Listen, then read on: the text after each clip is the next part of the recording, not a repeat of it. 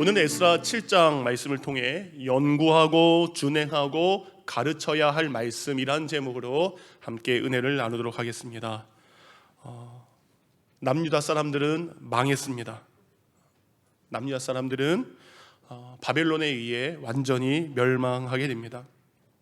이제 남유다에 살던 이스라엘 백성들은 여러분 세 차례에 걸쳐서 그들이 살던 땅이 아니라 이제 바벨론이란 땅으로 포로로 잡혀가게 됩니다. 그림을 한번 보여주시기 바랍니다. 여러분 보시기에 왼쪽에 빨간색이 시작하는 곳이 바로 예루살렘이고요, 오른쪽에 빨간색이 끝나는 곳이 바로 그들이 끌려간 바벨론입니다. 1차로 포로로 끌려간 사람들은 BC 605년경에 가장 먼저 잡혀간 사람들은 왕족들 그리고 귀족들로 대변되는 최고 지도자들이 이때 포로로 끌려가게 됩니다. 여러분 잘 아시는 것처럼 다니엘과 세 친구들이 처음으로 포로로 끌려가게 됩니다. 2차는 BC 597년에 먼저 여호야긴이라는 왕이 잡혀가게 되고요, 왕의 어머니가 끌려가게 되고요, 그리고 권세 있는 자들, 그리고 싸움에 능한 용사 7,000명, 그리고 철을 다룰 수 있는 대장장, 기술자 1,000명이 끌려가게 되고요, 맨 마지막에는 건강해서 싸움에서 나갈 수 있는 모든 사람을 이때 잡아가게 됩니다. 마지막 3차는 586년 바벨론은 먼저 예루살렘 안에 있는 성전을 무너뜨리고 예루살렘 왕궁을 무너뜨리고 그리고 예루살렘 안에 있는 모든 집을 다 불태우게 되고요, 그리고 도시를 감싸고 있던 성벽을 무너뜨리게 됩니다. 그리고 남유다의 마지막 왕이었던 시드기야의 눈을 뺍니다. 그리고 쇠사슬에 묶어서 그리고 남아있는 사람들 중에 아무것도 할 수 없는 사람들 일부만 남겨지고 남겨진 모든 사람들을 포로로 끌고 가게 됩니다. 예루살렘에서 바벨론까지의 거리가 지난주에 말씀드렸던 것처럼 870마일, 자그만치 1400km 정도 됩니다.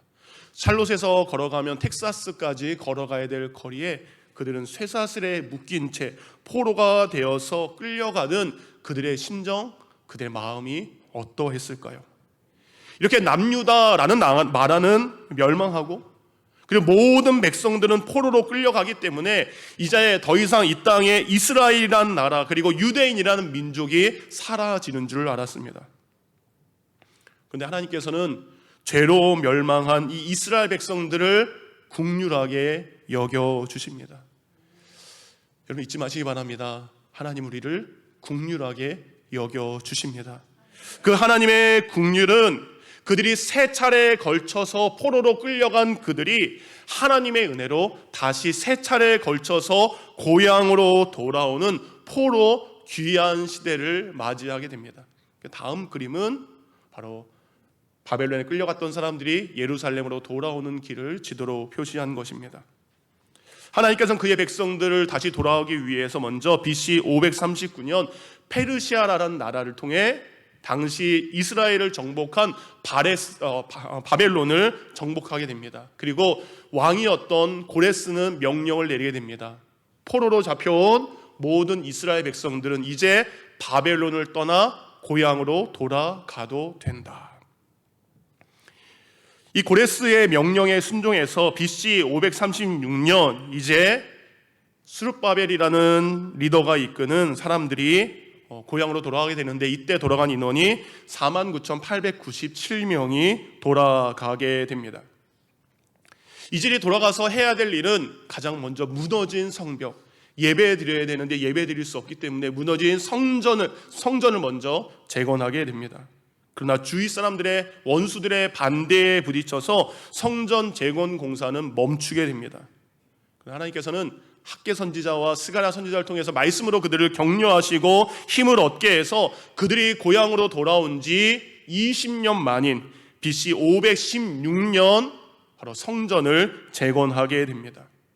이렇게 처음으로 고향으로 돌아온 사람들이 한 일은 뭡니까? 성전을 회복하고 재건하고 예배를 회복한 것입니다. 두 번째 돌아오는 사람들이 있었습니다. 그들은 첫 번째 성전이 재건된 다음에 금방 올 줄 알았는데 58년의 시간이 지난 BC 458년 에스라라고 하는 지도자와 함께 고향으로 돌아오게 됩니다. 오늘 저희가 읽었던 이 본문의 배경이 되는 것이 바로 2차 포로 귀환 때 있었던 일입니다. 에스라는 보게 됩니다. 58년 전 성전이 재건되었고 그곳에서 예배가 잘 되는 줄 알았더니 시간이 지나면서 그들의 신앙이 형식적인 종교의식으로 바뀌게 됩니다. 습관적인 신앙생활로 바뀌게 됩니다. 교회는 열심히 나오지만 교회 밖으로 나가면 전혀 세상 사람들과 구별되지 않은 모습으로 살아가는 것, 그 이야기를 듣게 됩니다.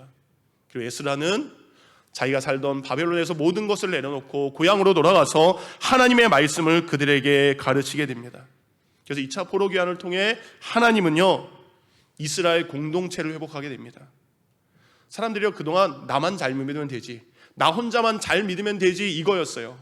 그런데 공동체가 함께 회복되게 한 것이 바로 2차 포로 귀환이고, 그 일을 통해서 에스라를 사용하셨습니다. 3차 포로 귀환은 저희가 1월 달에 말씀을 나눴죠. 느헤미야를 통해 이루어지게 됩니다. 성전은 지어졌지만 그 성전을 보호할 성벽이 여전히 황폐하고 무너져 있다는 소식을 느헤미야는 듣게 됩니다. 그러니까 믿음의 사람들은요, 무엇인가 소식을 들었을 때 그것을 가지고 하나님 앞에 고민하는 사람들입니다. 포기하고 낙심하는 것이 아니라 이제 느헤미야는 내가 해야 될 사명이 무엇인지 깨닫고 3차로 또다시 다른 사람들을 이끌고 고향 예루살렘으로 돌아가게 됩니다. 놀라운 건 성벽을요, 여러분 52일 만에 재건하게 됩니다.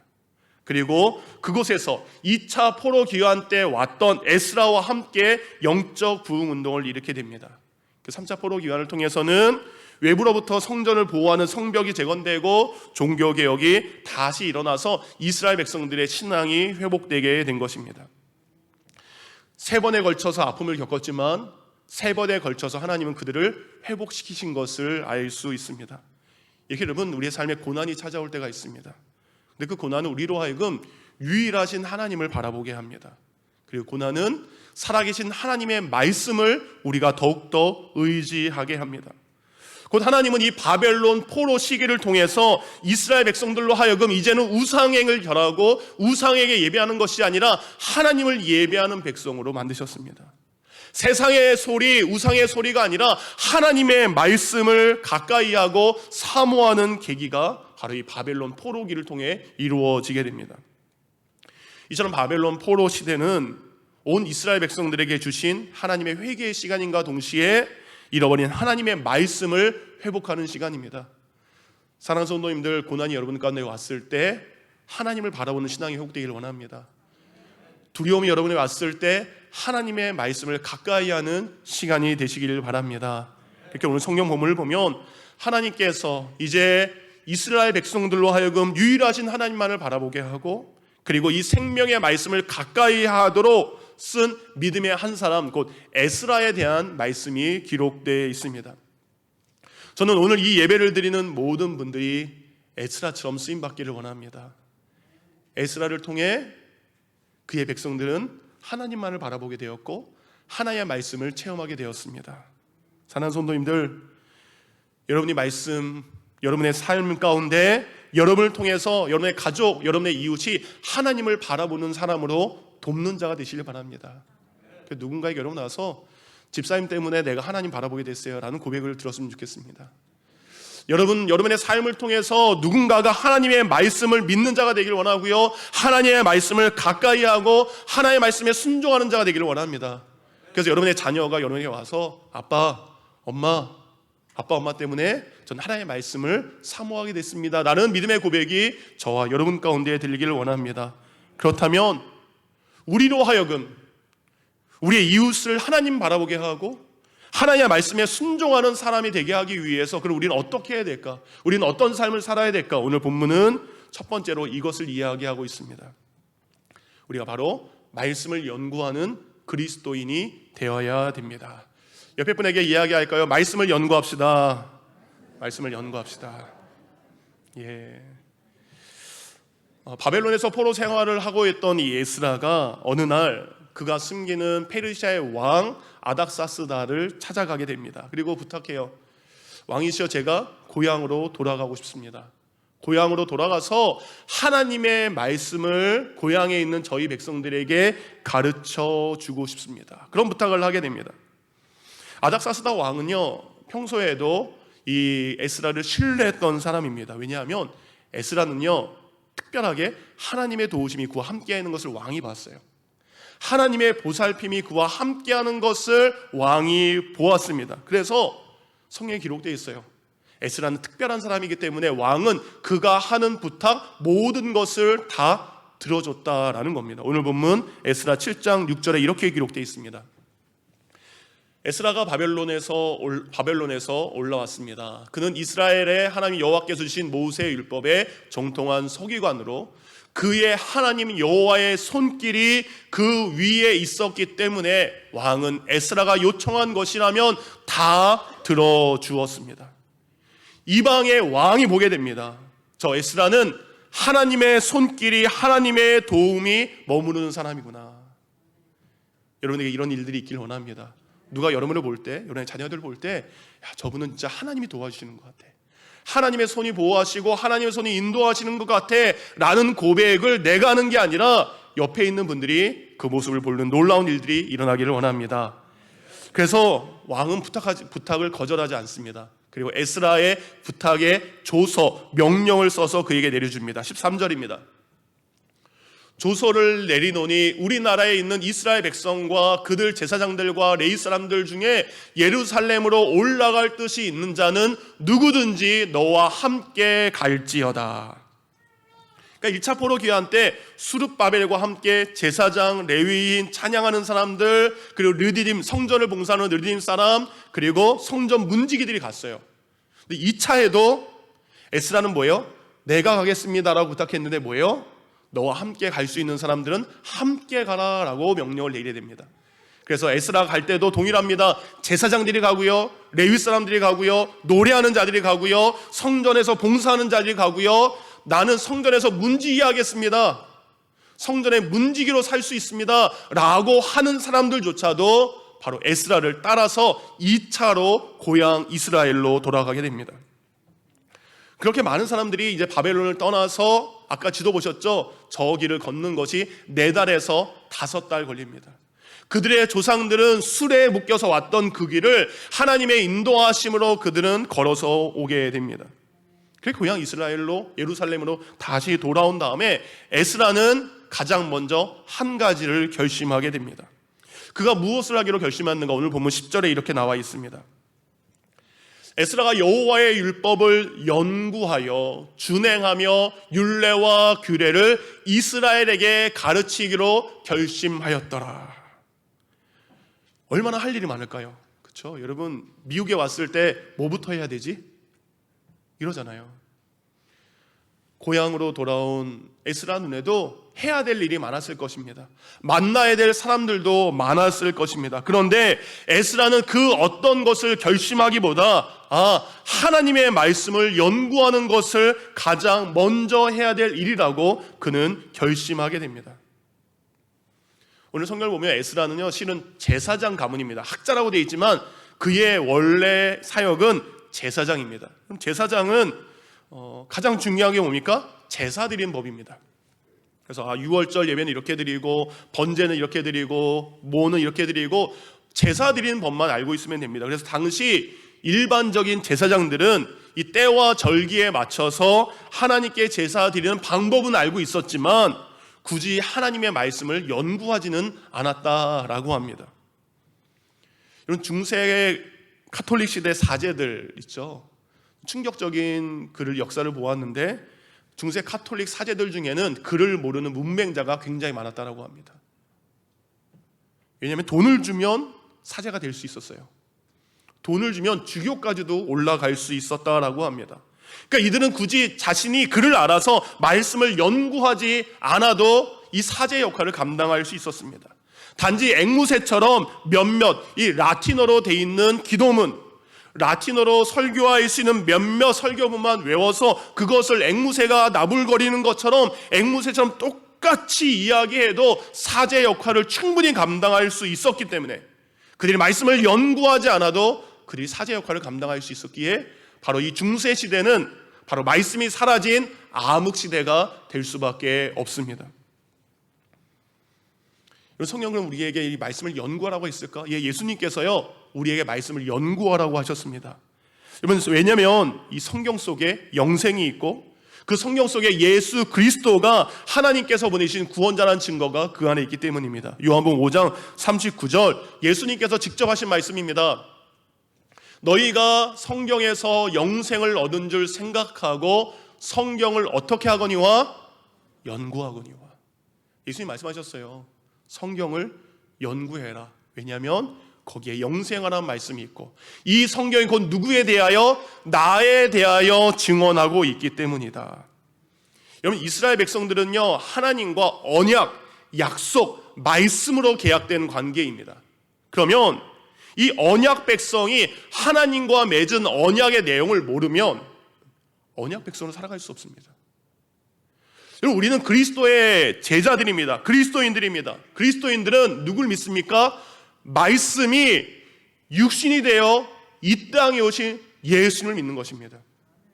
그러니까 예수님은 왜 오셨습니까? 말씀 때문에 우리에게 오셨다라는 겁니다. 그런데 우리가 예수 그리스도의 말씀을 모르면 우리는 참된 그리스도인의 제자로 그리스도인답게 우리는 살 수 없습니다.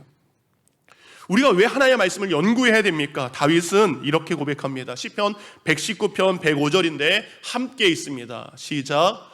주의 말씀은 나를 안내하는 등불이며 내 길을 비춰주는 빛입니다. 아멘. 우리가 하나님의 말씀을 연구할 때에 내가 걸어가야 될 인생길의 안내를 받기 시작합니다. 우리의 인생은 한 치 앞을 내다볼 수 없습니다. 여러분, 1년 전에 이곳에 있을 줄 알으셨나요? 내일 우리에게 어떤 일이 일어나는 줄 아나요? 우리는 아무것도 모릅니다. 한 치 앞도 내다볼 수 없는 어둠 속에서 걸어가는 우리의 인생 가운데 주의 말씀은 우리 인생을 안내하는 등불이 되고 그리고 그 등불을 비춰주는 빛이 되시는 겁니다. 다윗이 그랬습니다. 내일 어디로 가야 될지, 내가 내일 무엇을 해야 될지 몰랐지만 그는 하나님의 말씀에 날마다 그의 삶에 인도를 받게 되었습니다. 성경은요 또 거울 같습니다. 여러분 다 거울 보고 오셨죠? 거울은 누구를 보기 위한 것입니까? 너 봐라 아니라 날 보는 겁니다. 성경은 거울과 같습니다. 그래서 우리가 성경을 통해서 내 자신이 어떤 존재인지 우리는 성경을 통해 깨닫게 됩니다. 성경은 내 연약함을 보게 합니다. 우리의 허물을 보게 합니다. 우리의 죄가 무엇인지 성경 말씀은 깨닫고 그것을 회개하게 하는 것이 바로 말씀의 능력입니다. 그래서 여러분, 하나님의 말씀은 여러분 주일날 듣는 것으로 난 할 거 다 했다라고 만족하시면 안 됩니다.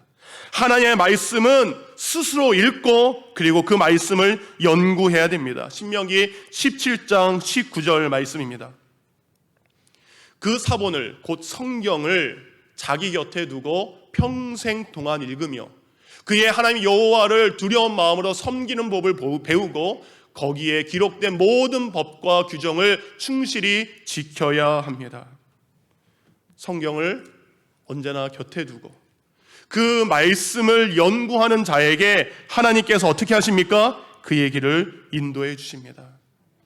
여러분, 자녀들에게, 다른 사람들에게 말씀을 전할 수 있는 사람, 다른 사람들로 하여금 하나님을 바라볼 수 있도록 돕는 자가 되기 위해서는 가장 먼저 여러분 말씀을 연구하는 자가 되시길 바랍니다.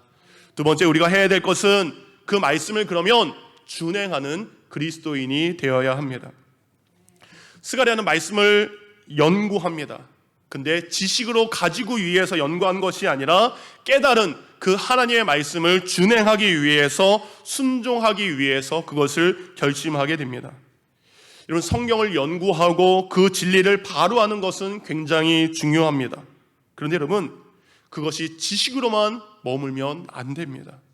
준행하지 않는 성경 지식은 여러분 우리를 교만하게 합니다.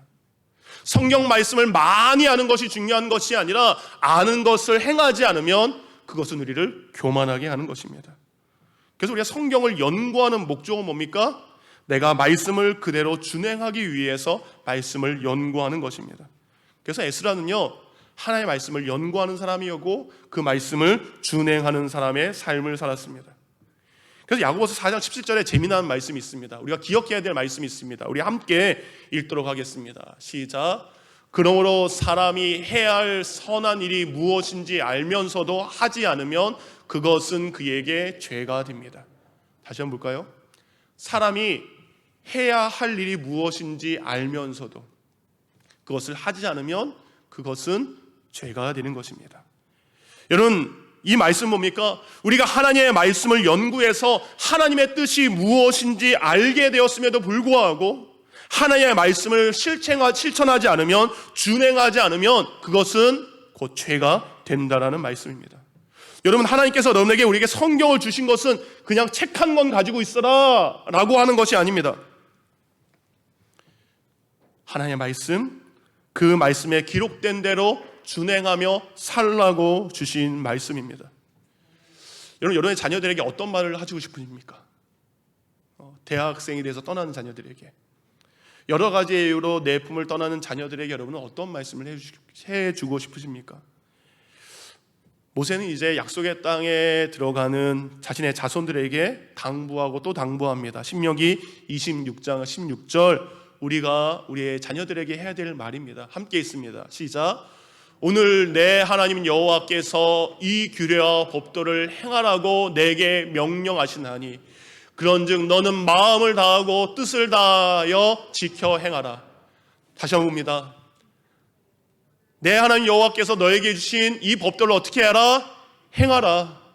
너에게 명령하신 그 모든 것을 어떻게? 너는 마음을 다하고 뜻을 다하여 지켜 행하라.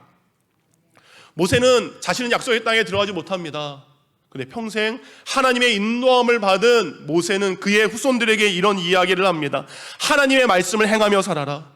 마음과 뜻을 다해 그 말씀을 지켜 행하라. 그러면 그 뒤에 약속이, 이런 약속이 있어요. 너희가 모든 민족 중에 뛰어나게 되리라. 그리고 너희는 하나님의 거룩한 백성이 될 것이다. 부모는 자녀에게 가장 좋은 걸 주고 싶죠. 모세도 이스라엘 후손들에게 가장 좋은 걸 주고 싶습니다. 그들이 뛰어난 사람들이 되길 원해요. 거룩한 백성이 되길 원해요. 그럼 어떻게 해라? 말씀을 지켜 행하라. 모세는 자신의 뒤를 이어 이제 이스라엘 백성들을 이끌고 들어가야 돼, 약속의 땅에 들어가야 될 여호수아를 부릅니다. 여호수아에게 똑같이 이런 이야기를 합니다. 이 말씀도 우리가 우리의 가족들에게, 이웃들에게, 자녀들에게 해야 될 말입니다. 여호수아 1장 8절 함께 읽습니다. 시작. 이 율법책을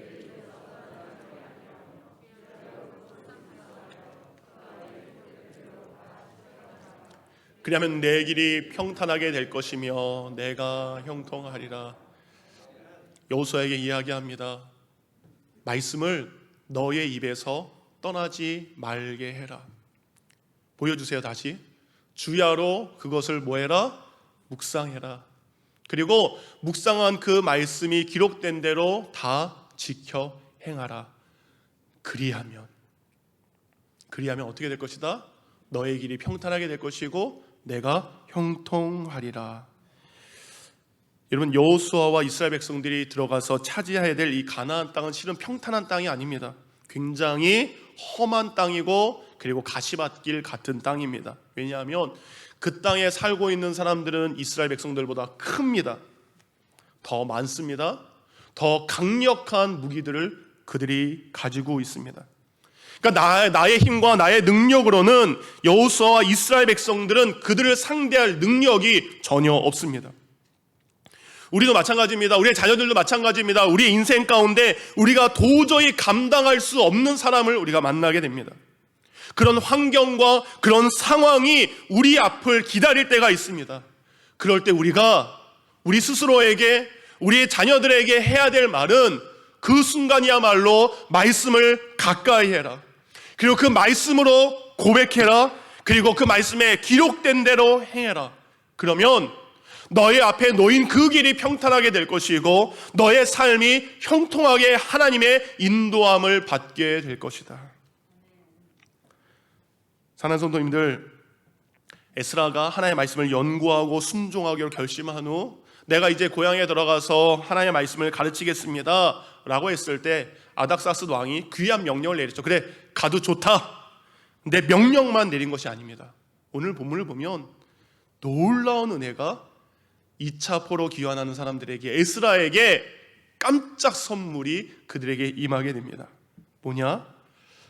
그들이 하나님 앞에 성전에 갈 거잖아요. 성전에 가면 뭐 있어야 돼요? 하나님께 제물 올려드려야 되잖아요.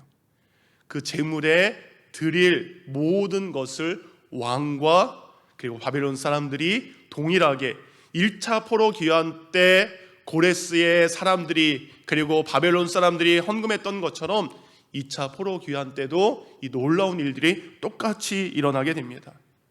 그리고 더 놀라운 것은 성전을 섬기는 이들이 있어요. 제사장만, 레위 사람들만 아니라 성전의 문지기로 살아가는 그 사람에게조차 뭐예요? 내가 너에게 세금을 면제하리라. 오늘 본문 그 내용이 에스라 7장 15절부터 18절까지 나와 있습니다.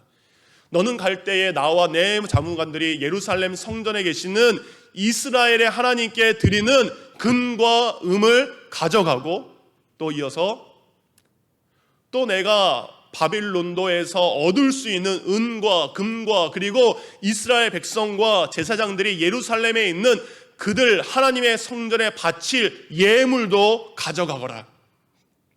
너는 이 돈으로 즉시 수송아지와 수양과 어린 양과 소재로 드릴 곡식과 전제로 드릴 포도주를 사서 예루살렘에 있는 성전의 단에 제물로 드리고, 나머지 돈은 너와 내 동족들이 너희 하나님의 뜻에 따라 좋은 대로 사용하여라 라고 하면서 금은 얼만큼, 은은 얼만큼, 그 맨 마지막에 그 당시 제일 귀했던 게 소금입니다. 소금은 언리밋이다. 소금은 원하는 만큼 쓸 수 있다라는 명령을 내리게 됩니다. 그가 말씀에 순종했을 때, 말씀을 준행하는 자가 되었을 때에 하나님께서는 그에게 은혜를 주십니다. 여러분, 말씀에 순종해 보십시오. 그러면 하나님이 여러분이 기도하는 것보다 더 놀라운 일들을 이루십니다. 내가 생각하는 것보다 비교할 수 없는 놀라운 은혜를 베풀어 주십니다. 에스라는 단지 고향에 들어가서 말씀을 가르치고 싶었을 뿐이에요. 네, 하나님은 그가 생각하지도 못했던, 그가 기도했던 것보다 더 놀라운 선물을 그에게 은혜로 베풀어 주셨습니다. 우리가 말씀에 순종할 때, 우리가 말씀에 준행하며 살 때 하나님의 은혜가 이렇게 임하는 줄 믿으시기 바랍니다. 말씀을 들었다면 그 말씀대로 준행하여 하나님의 큰 복을 나누는 귀한 주의 백성이 되기를 원합니다. 마지막으로, 말씀을 연구하고 준행하는 것에 그치는 것이 아니라 가르치는 그리스도인이 되어야 됩니다. 무엇을 결심합니까? 바로 말씀을 가르치기로 결심합니다. 에스라는요, 바벨론에서 평안한 삶을 살았어요. 안락한 삶을 살았습니다.